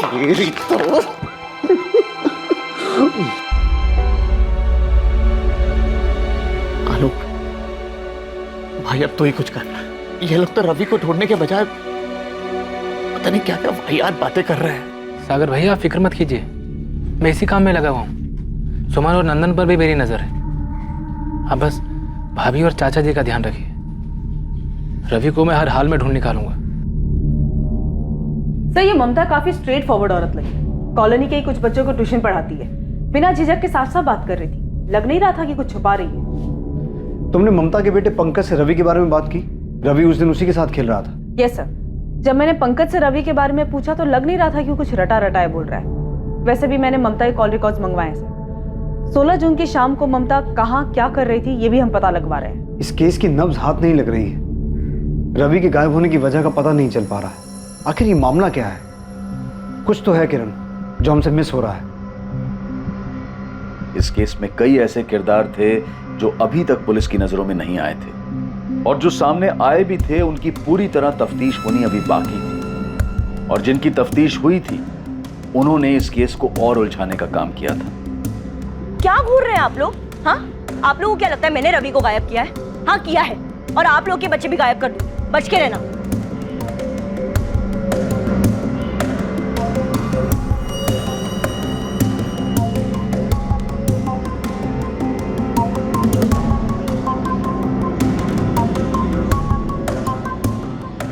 रवि के गायब होने से पूरे इलाके में डर का माहौल था, लेकिन सबसे बड़ी मुश्किल की घड़ी रवि के परिवार वालों के लिए थी। रवि की गैर मौजूदगी ने उनकी जिंदगी वीरान कर दी थी।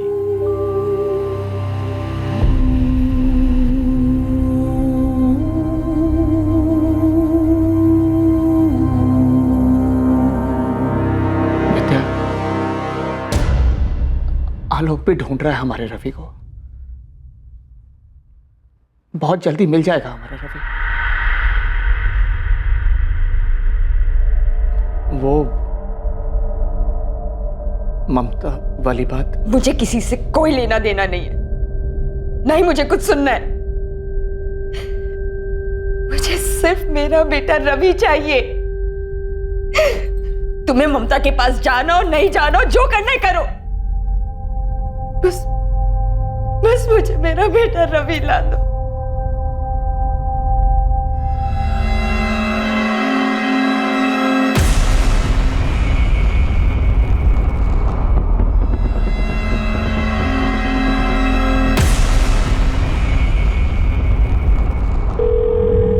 हाँ रिया, मैं बोल रहा हूँ। सब ठीक है वहाँ? हाँ, फिलहाल सब ठीक है। किसी ने मेरे बारे में पूछा? नहीं, अब तक तो नहीं। अच्छा है, सबका ध्यान रवि को ढूंढने में, हम पे नहीं। लेकिन पुलिस हर घर में पूछताछ कर रही है। करने दो, हमारे घर आएगी तो कुछ नहीं मिलेगा उन्हें। बस तुम सोच समझ के जवाब देना। हर्ष, मुझे अब कितने दिन यहाँ रहना होगा? बस कुछ दिनों की बात है रिया, मैंने सारी तैयारी कर ली है, सब कुछ प्लान के हिसाब से चल रहा है। ठीक है।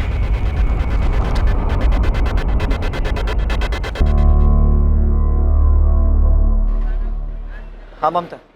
रवि का कुछ पता चला? नहीं, पुलिस ढूंढ रही है उसे। आलोक भी कोशिश कर रहा है। पुलिस मुझसे हमारे बारे में पूछ रही थी। मुझसे भी। सागर, मैं जानती हूँ तुम इस वक्त बहुत परेशान हो, लेकिन तुम हिम्मत मत हारना। देखना सब ठीक हो जाएगा। तुम्हें अगर कभी भी मेरी ज़रूरत महसूस हो और बात करने का मन हो तो मुझसे मिलने घर आ जाना। ममता, अब मैं नहीं हूँ।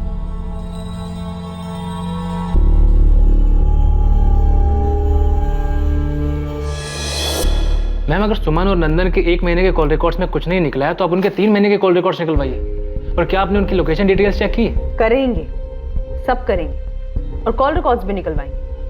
नंदन, सुमन, ममता और तुम्हारे भी। मैं समझता हूँ मैम कि आपको मेरे इस केस में इंटरफेयर करना बिल्कुल पसंद नहीं, और आप ही बताइए मैं कैसे ना करूँ इंटरफेयर। रवि जब से पैदा हुआ है मैंने उसे अपनी गोद में खिलाया मैम। बाकी मेरा आपको परेशान करने का कोई इरादा नहीं। सर, पूरे एरिया में पता किया, ये कॉलोनी बेगिंग माफिया या किडनैपिंग गैंग के रडार में थी ही नहीं। सर, हमने ममता और सुमन पर भी नजर रखी हुई है। ममता भी उस शाम पड़ोस में ट्यूशन पढ़ा रही थी। कहीं से कोई लीड ही नहीं मिल रही है। रवि आखिर है कहाँ? ना कॉलोनी के अंदर कहीं मिल रहा है, ना बाहर किसी मूवमेंट का पता चल रहा है, ना ही अभी तक फिरौती का कॉल आया है। किरण, मुझे बच्चे को लेकर बहुत डर लग रहा है। बहुत टाइम हो गया है, यहाँ तो ऑलरेडी रवि के साथ कुछ हो गया है, या फिर कोई अभी भी सही मौके का इंतजार कर रहा है। विद्या, सुमन दीदी, मेरे रवि को वापस कर दीजिए। मैं जानती हूँ कि मुझसे बहुत बड़ी गलती हुई है। आपको जितना भी गुस्सा है ना, आप मुझसे निकाल लीजिए। जो भी सजा देनी है ना, मुझे दे दीजिए। वो मेरे बेटे रवि को वापस कर दीजिए। अगर आप चाहती हैं ना तो मैं आपके पैर पड़ने को भी नहीं आ रही। विद्या, क्या कर रही हो? उठो, उठो, संभालो अपने आप को। विद्या, उठो, प्लीज उठो।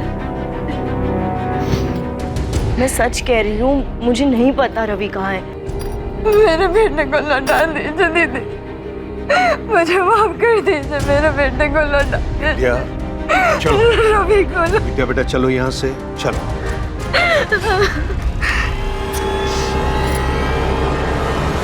सर, रवि जिस मैदान में खेल रहा था उस मैदान के आसपास 3 बिल्डिंग में मैंने तलाशी ली। ये प्रोसीजर काफी लंबा है सर, और कॉलोनी के काफी लोग नाराज भी हो रहे हैं। लेकिन हमारे पास इसके अलावा कोई ऑप्शन नहीं है।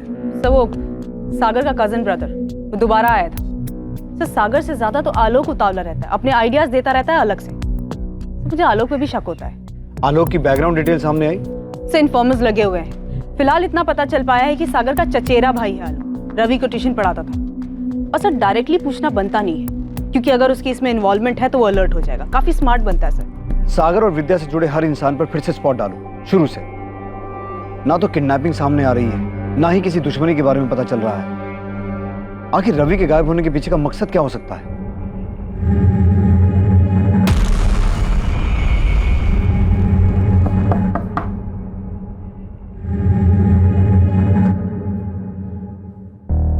भाभी, आपसे कुछ जरूरी बात करनी है।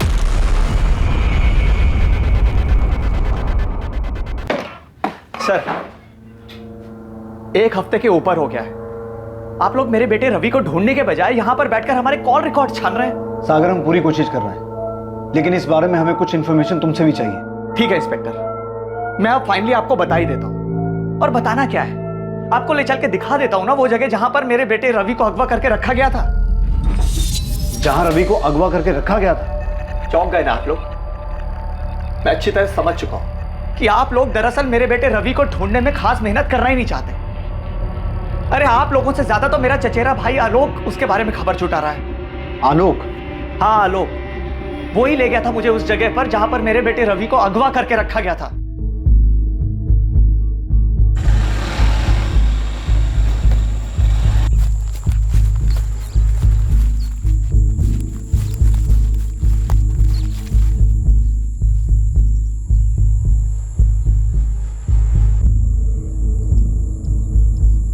आलोक, यहाँ तो कोई भी नहीं है। तुमने तो कहा था रवि यहीं पे। रवि यहीं था सागर भैया, उन लोगों ने अपना ठिकाना बदल लिया। हमारा रवि अकेला ऐसी जगह पर? आलोक कहाँ होगा रवि? कब मिलेगा हमें? भैया आप टेंशन मत लीजिए, मैं जल्दी ढूंढ निकालूंगा उसे, मिल जाएगा वो। मेरे आदमी इसी काम में लगे हुए। आलोक के लोग? कौन से लोग? उसे कैसे पता उस जगह के बारे में? उसके इन्फॉर्मर्स के जरिए। आलोक के इन्फॉर्मर्स? जी, आलोक आईबी में ऑफिसर है। आलोक इंटेलिजेंस ब्यूरो में है? पुलिस के लिए ये एक चौंका देने वाला खुलासा था। यही नहीं, एक हद तक पुलिस के लिए शर्मिंदगी की बात भी थी, क्योंकि दूसरे डिपार्टमेंट का एक ऑफिसर इन्वेस्टिगेशन में उनसे आगे था। देखिए मैंने कहा ना, हम आपका सारा किराया चुका देंगे, कहीं भागे तो नहीं जा रहे हैं ना? आप प्लीज बस थोड़े दिन रुक जाइए। दिन नहीं महीनों से रुके हुए, और कितना रुकेंगे। देखिए रिया भाभी, आप लोगों की ना किस्मत बहुत अच्छी है। जब से रवि बाबा गुम हुए हैं ना, सागर जी का काम पे बिल्कुल ध्यान नहीं है। नहीं तो अभी तक तो आप और हर्ष भाई। वैसे हर्ष भाई कब आ रहे हैं? वो जल्दी आ जाएंगे। देखिए आप सब्र रखिए प्लीज। अच्छा प्रशांत भैया, अब मैं रखती हूँ, घर का बहुत सारा काम बाकी है। आई एम सॉरी सर, मैंने आपसे अपनी आइडेंटिटी छुपाई, पर आप समझ सकते हैं हमारी लाइन के काम में कुछ बातें कॉन्फिडेंशियल रखनी पड़ती। लेकिन आलोक, तुम्हें उस जगह के बारे में कैसे पता चला जहां रवि को अगवा करके रखा गया था? I am sorry sir, actually ऐसी कोई जगह है ही नहीं। मतलब? सर ये सच है कि मेरे आईबी डिपार्टमेंट के खबरी इस केस में लगे हुए हैं, पर ये किडनैपिंग की जगह मैंने सागर भैया को तसल्ली देने के लिए क्रिएट की थी। मैं कुछ समझा नहीं। सर सागर भैया हिम्मत हार चुके थे, उन्हें लग रहा था कि रवि जिंदा ही नहीं है। वो टूट जाते तो भाभी और चाचा जी का क्या होता? उनकी उम्मीद को जिंदा रखने के लिए मैंने ऐसे किया सर। लेकिन आलोक इससे हाँ बोलो, पक्की बात है? ठीक है, बाद में बात करता हूँ। सर मेरे डिपार्टमेंट के खबरी ने अभी अभी एक बहुत तगड़ी लीड दी है। पहले मुझे लग रहा था कि यह काम किसी करीब के आदमी का, पर ऐसा है नहीं। बात कुछ और ही है। साफ साफ बोलो आलोक, लीड क्या है? नरबली। रवि लड़का है तो फ्लैश डेट का चांस ही नहीं, और बैगिंग माफिया को मैं अच्छे से स्कैन कर चुका हूँ, और आप लोग भी। सिर्फ यही एक एंगल है जो हमने टच नहीं किया। सर मेरे खबरी का कहना है कि मालती विहार कॉलोनी के कुछ परिवार हैं जो बलि में विश्वास करते हैं। कौन? नाम नहीं पता सर, ये खबर मेरे खबरी के पास बहुत घूम घूम कर आई, लेकिन अपने तजुर्बे से इतना जरूर कह सकता हूँ, कितने सालों में इस खबरी की कोई भी खबर गलत साबित नहीं हुई है। नरबली? तुम्हारे परिवार में से ही किसी का दोष है, उसी दोष का प्रकोप तुम्हारे रवि पर हावी हो रहा है।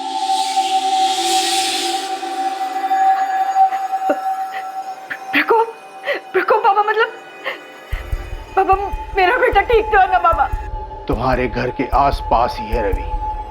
आसपास मतलब कहाँ बाबा? प्रतीक्षा करनी होगी।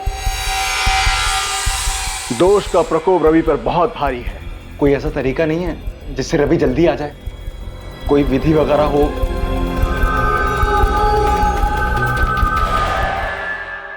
नरबली? ये टिप किसने दी मैडम? तूने नहीं, तेरा काम था। तुझसे ज्यादा वो आईबी वाले की खबरी इन्फॉर्मेशन ला रहे हैं। सॉरी मैडम, पर कसम से मैंने अपने काम में कोई ढील नहीं की है। वैसे ये नरबली वाली खबर सच तो है ना? उस्मान, तू अपना काम कर, समझा? दूसरे काम में नुस्ख मत निकाल। देख तू अपने लेवल पे पता कर कि कॉलोनी में ऐसे कौन कौन से लोग हैं जो नरबली में विश्वास रखते हैं। जी। सब ये यूपी में सभी नरबली चढ़ाने वाले तांत्रिकों की फाइल है। इनमें से ज्यादातर जेल में है। बात की इनसे? यस सर, मैंने इनके चेले चपाटों के बारे में भी जानकारी हासिल की। इनमें से कोई भी गाजियाबाद की तरफ नहीं आया। सर मैंने उस्मान खबरी को भी लगा दिया है, चुपचाप ये पता लगाने के लिए कि क्या कोई ऐसा कॉलोनी में है जो इन सब में विश्वास रखता है। सर मुझे नरबली वाला एंगल कुछ सही नहीं लग रहा। शायद ना हो, लेकिन अगर जरा सी भी पॉसिबिलिटी है तो हम यहाँ किसी भी बात को इग्नोर नहीं कर सकते, क्योंकि बात 9 साल के बच्चे की है जिसे हम ढूंढ नहीं पा रहे हैं। मैं कॉलोनी में एक बार फिर से सर्च करती हूँ, शायद इस नरबली वाले एंगल में हमें कोई लीड मिल जाए। आप लोगों का दिमाग खराब हो गया है क्या? और ये क्या जादू टोना लगा रखा है आप लोगों ने? अब कुछ भी बोल रहे हैं। मैडम मेरा भी एक बच्चा है, अब सोचिए तो सही, क्या मैं ऐसा कर सकती हूँ क्या?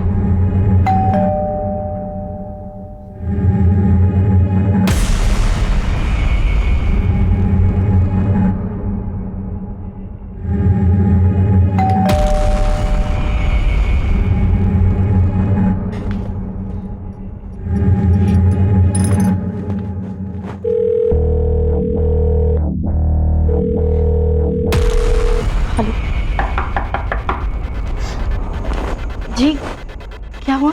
तलाशी लेनी है। एक सेकेंड मेरे पति इस वक्त घर पे नहीं है, तो आप ऐसे जबरदस्ती अंदर नहीं आ सकते। रिया, तुम टेंशन मत लो। अगर तुमने कुछ नहीं किया तो तुम्हें कुछ नहीं होगा। ये इनका रूटीन प्रोसीजर है, इन्हें इनका काम करने दो। जय हिंद। हटिए।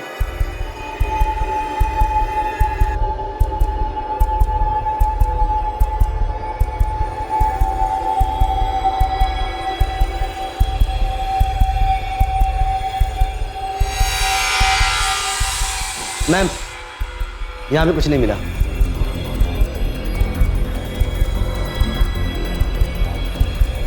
चलो।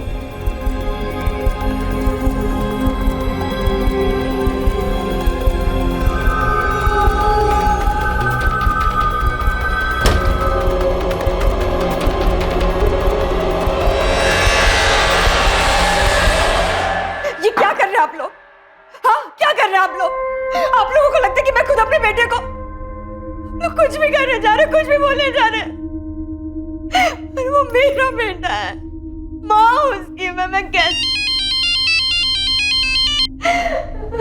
हाँ उस्मान बोल।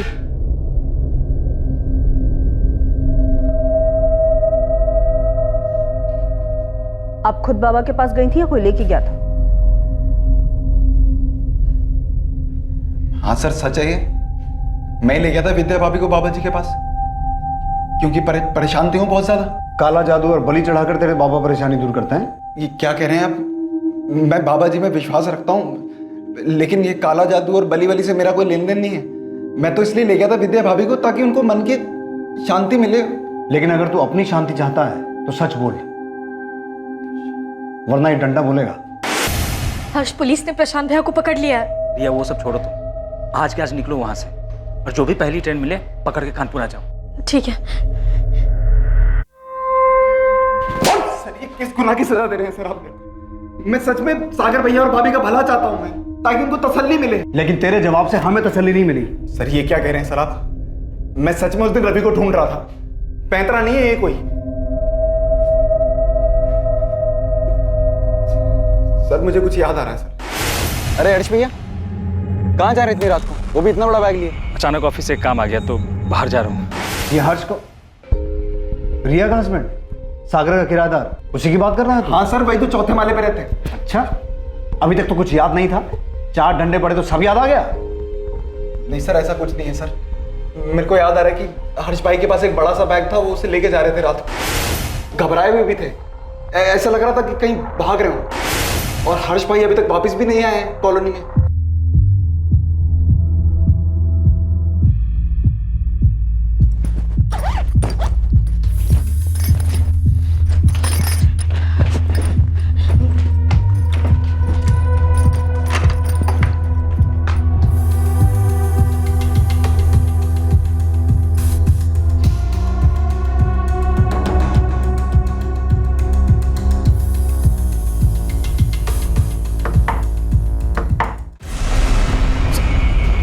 अच्छे से देखो।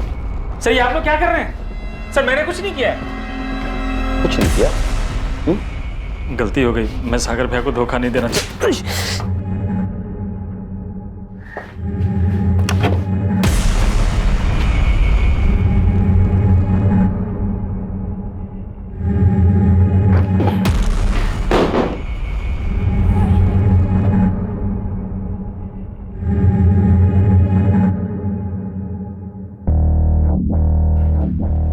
रवि कहाँ है? रवि, मुझे नहीं पता सर।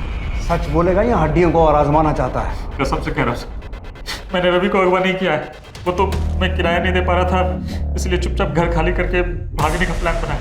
तो ऐसे नहीं बोलेगा तू, तोड़ो इसे। सर, मैं सही कर रहा हूँ सर। देखिए, मैं मानती हूँ हमसे गलती हुई है।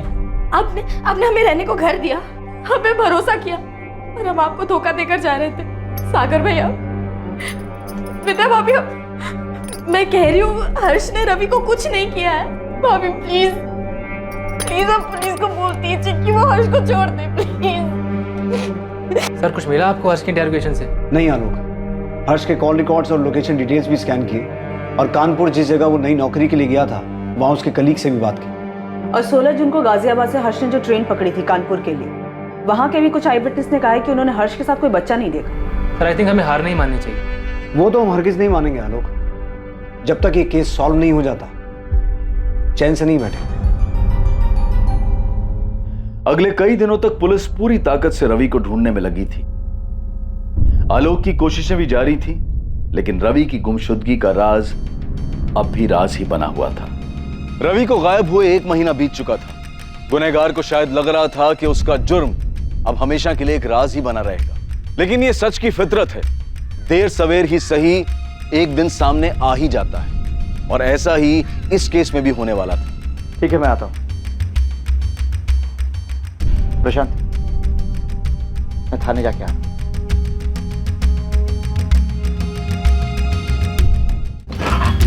सर आओ आलोक। सर आपने इतना अर्जेंटली बुलवाया, कुछ पता चला क्या रवि के बारे में? हाँ, कुछ क्लूज मिले हैं तुम्हारे उस नरबली के एंगल से जुड़े हुए, इसीलिए हमें तुम्हारे उस आईबी के इन्फॉर्मर से बात करनी है। सर एक्चुअली खबरी आईबी डिपार्टमेंट से कनेक्टेड है, तो उनके बारे में आपको जानकारी नहीं दे पाऊंगा। मैं जानता हूँ, इसलिए तुम्हें टेंशन लेने की जरूरत नहीं है। मेरी तुम्हारे आईबी डिपार्टमेंट के हेड से बात हो गई है, इनफैक्ट वो यहीं आए हुए हैं। आइए सर।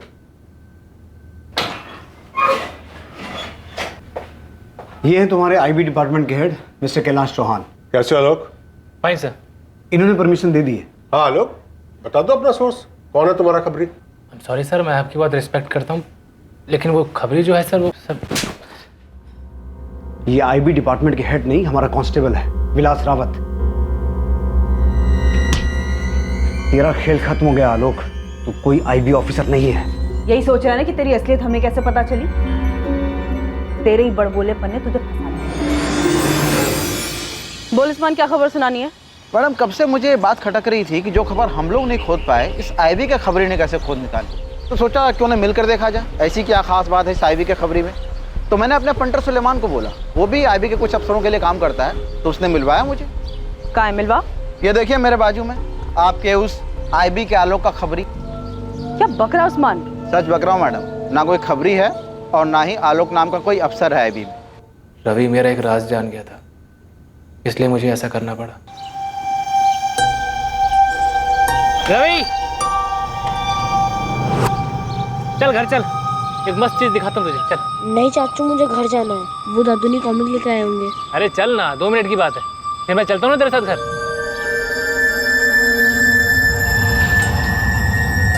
चले? कौन सा राव? क्या जान गया था?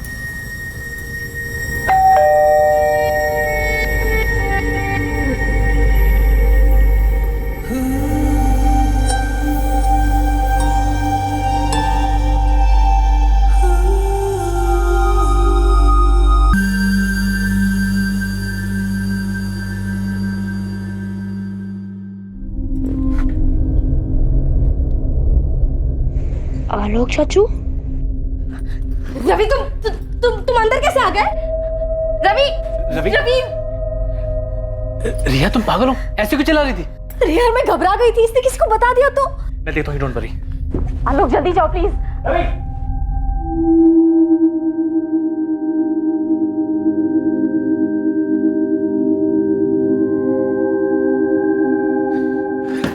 मिला रवि, मिला? तूने समझा दिया उसे? नहीं मिला, पता नहीं कहाँ चला गया। नहीं मिला मतलब? अरे तुम्हें समझ आ रहा है आलोक यहाँ क्या हुआ है? रवि ने देख लिया हमें। तुमने दरवाजा कैसे खुला छोड़ दिया? अंदर कैसे आ गया वो? सबको बता देगा, देख रहा है भगवान। रिया कुछ नहीं होगा, कुछ नहीं होगा, मैं समझा दूंगा उसे, टेंशन मत। आलोक निकलो तुम यहाँ से, अब हम मिल नहीं सकते, तुम निकलो यहाँ से, हमें खत्म करना होगा। ये क्या बोले जा रही तुम? आलोक निकलो यहाँ से, बस हो गया। सर मुझे लगा रिया घबरा गई है, इसलिए ऐसा बोल रही है। उस वक्त मैं वहां से चला गया, और जब रवि मुझे मिला मैंने उसे सब समझा दिया। वो बोला कि मेरा राज राज रखेगा। उसके बाद जब भी मैं उसे पढ़ाने जाता या उसको कहीं भी देखता था, उसकी चुप्पी मुझे डराती थी। और रिया तो मुझसे भी ज्यादा डरी हुई थी, मुझे मिलने तक को मना कर दिया था उसने। आलोक देखो, मैंने कह दिया ना, मैं नहीं मिलूंगी, मतलब मैं नहीं मिलूंगी। देखो जो हो गया सो हो गया, पर मैं और रिस्क नहीं ले सकती। देखो आलोक, मेरा पति हर्ष ना बहुत बोला है, मुझे कभी किसी चीज के लिए नहीं टोकता, लेकिन अगर ये चीज उसे पता चल गई ना, वो बर्दाश्त नहीं कर पाएगा। या तो वो मुझे मार देगा या छोड़ देगा। नहीं रिया, ऐसा कुछ भी नहीं होगा, तुम बेकार में डर रही हो। अगर रवि ने तुम्हारे भैया को ये बात बता दी तो क्या होगा? नहीं बताएगा वो, मैंने समझा दिया उसे। आलोक, रवि अभी बच्चा है और तुम श्योर हो कि वो कभी भी किसी को कुछ भी नहीं बताएगा? कभी नहीं। रिया की बात बिल्कुल सही थी, रिस्क तो था, रवि कभी भी मुंह खोल सकता था। तो मैंने सोचा इसका परमानेंट सॉल्यूशन निकालना पड़ेगा। आप मुझसे एक वादा करेंगे कि वो राज हमेशा आपके और मेरे बीच रहे? हाँ?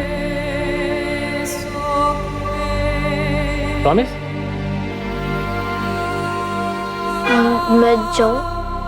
हाँ बेटा, जाओ।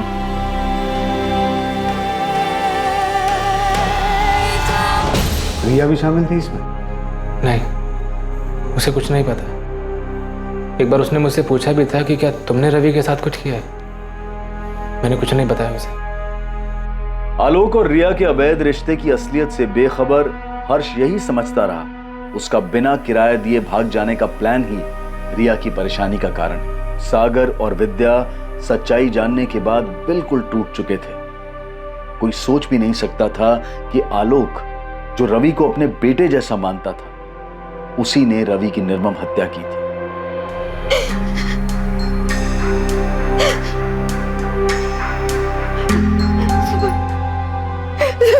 मेरा रवि, मेरा रवि। इतने लंबे समय तक रवि की लाश आलोक के घर में ही थी, लेकिन आस पड़ोस वालों को पता भी नहीं चला। आलोक से पूछने पर उसने बताया कि वो लाश पर लगातार इत्र छिड़कता रहा ताकि आसपास के लोगों को लाश की बदबू ना आए। अगर रिया और आलोक के रिश्ते का सच सबके सामने आ जाता तो ज्यादा से ज्यादा क्या होता? उनकी निजी जिंदगी और रिश्तों में तनाव पैदा हो जाता। जाहिर है कि उनके सगे संबंधियों को यह सच जानकर ठेस पहुंचती, लेकिन वक्त के साथ ये दौर भी गुजर जाता। लेकिन सिर्फ इस सच को छुपाने के लिए एक मासूम बच्चे की हत्या कर दी गई। रवि की जान के सामने इन दोनों का सच और डर बहुत ही महत्वहीन था, पर दुर्भाग्यवश बेकसूर होते हुए भी इस राज की कीमत रवि को अपनी जान गंवाकर चुकानी पड़ी। अब मैं अनूप सोनी आपसे विदा लेता हूं। फिर मुलाकात होगी एक और नए केस के साथ कल रात 11 बजे। और याद रखें, क्राइम और आपके बीच में सिर्फ इतना फर्क है कि आप कितने सतर्क हैं। सतर्क रहें, सुरक्षित रहें। जय हिंद। इस तरह के और भी एपिसोड देखने के लिए हमारे चैनल को सब्सक्राइब करें और बेल आइकन दबाना ना भूलें।